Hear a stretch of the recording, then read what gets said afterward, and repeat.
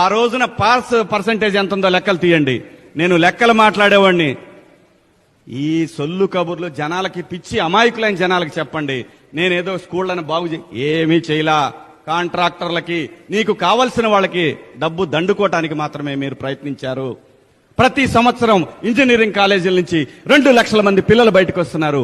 5 ఏళ్లలో నువ్వు వచ్చిన తర్వాత 10 లక్షల మంది పిల్లలు బయటకు వచ్చారు. దాంట్లో 6-7 లక్షల మంది పాస్ అవుట్ అయి బయటకు వచ్చారు. ఉద్యోగాలు ఎవడిస్తాడే? బటన్ నొక్కి 10,000 ఇస్తే ఏంటి బొక్క? ఎవడికి పనికి వస్తుంది అది?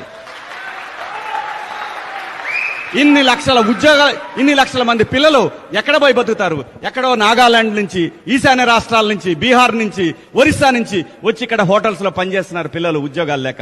మన పిల్లలు కూడా ఇప్పుడు ఈశాన్య రాష్ట్రాలకి, ఉత్తర భారతానికి పోయి కాఫీ కప్పులు కడుక్కొని, ఎందుకంటే ఏదో కుటుంబం ఇక్కడ ఉన్న చోట కాఫీ కప్పులు కడగలేం కాబట్టి